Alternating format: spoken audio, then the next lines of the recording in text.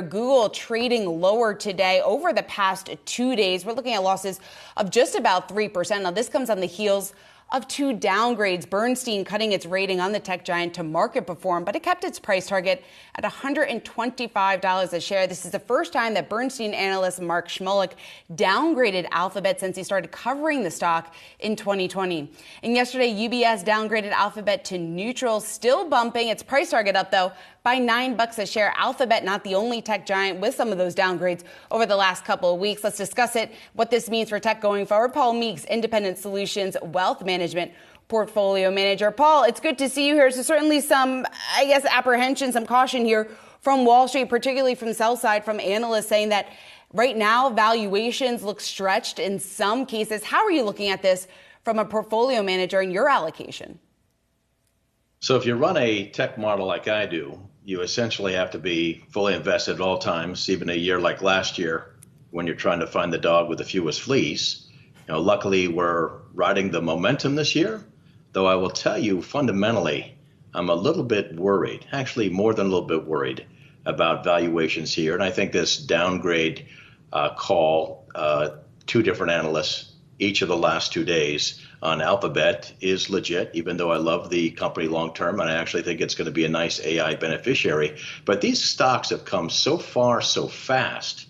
And I'll tell you two things.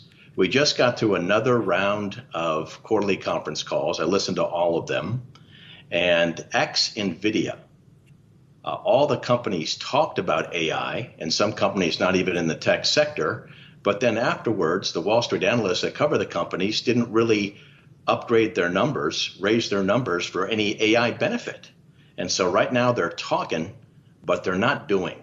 I would say that NVIDIA is an exception because after their conference call, analysts quickly raised the EPS estimate for this year and next fiscal year by 80% each. Nobody else had that bump.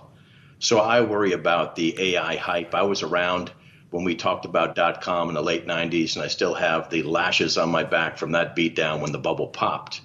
The other thing I would tell you that's interesting is tech and aggressive growth stocks need low interest rates.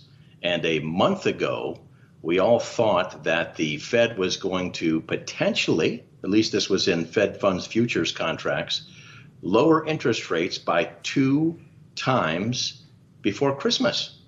Then we get through June 14th, and the hawkish pause is now telling us there's about an 80% chance they're not going to lower rates 2 times before the end of this year. They're going to raise them 2 times. So that hawkish pause is actually a real incremental negative. That with the AI hype, those 2 factors scare me. And so, yeah, I really worry about the valuations of tech stocks here. So what does that mean for your portfolio? Are you taking risk off the table? What I'm doing is I'm still fully invested, but I'm trying to embrace AI with some stocks that haven't moved as far, as fast just yet. And then I also try to play defense in other ways. But I think it's very difficult to try to time the market, go into wads of cash. And if you do that, because that was the right thing to do in 2022, and you don't reinvest, boy, you missed a huge move thus far in 2023. So to answer your question directly, within my stocks mix, try to play it a little bit more defensively than the other guy. Well, Paul, then if you can give specific names, what are the best ways to play that with the defensive nature in mind, but also you don't want to totally miss out on some of this excitement that we're seeing in AI?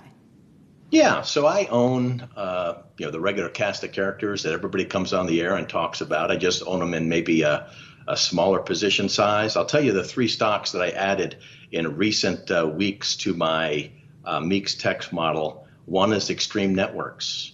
Now, Extreme Networks is not a household name, and so I'm playing some defense there because it's relatively cheap. I did buy some AMD, Advanced Micro Devices, to try to play, even though it's still fairly expensive. It's not NVIDIA expensive.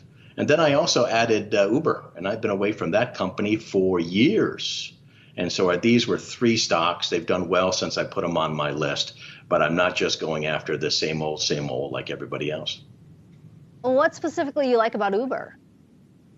I think Uber is interesting. Finally, a very visible path to profitability. So this year they'll be probably breakish even. Next year, they'll earn at least $1. And so at long last, you're starting to see some powerful operating leverage. In the meantime, their key compare Lyft is a company that's badly damaged, in a hell of a lot of trouble. And so their comparison just got more favorable. On the flip side, Paul, what are some of the names that you've recently dumped from your portfolio and why? One of the things that I did is I've been very disappointed in the lack of the rebound post-COVID in China. So I had played, as we got into late 2022 into 23, back in to some of the important players in China, JD.com, Pinduoduo, Alibaba, and unfortunately, we're not seeing the consumer spending. We're not seeing the economic bounce. And as you've seen in recent days, we're not worried about economic strength. Now we're worried about economic weakness in China, and the Chinese central bank is lowering rates to support versus every other central bank around the globe raising rates. Finally, Paul, a name we've been talking a lot about over the last month, Tesla. What's your view on that stock in light of what you have said about the run-up, the enthusiasm that has been surrounded around tech, the concerns around the debt load, especially with the higher rates? How do you assess Tesla? I think Tesla's a bit worrisome. I've owned Tesla from time to time over the years, never in a big way. You never really can value it as an analyst should. It's more a cult, and a cult of one man. But I would tell you that I'm gratified that they've become the go-to for charging stations and EV infrastructure.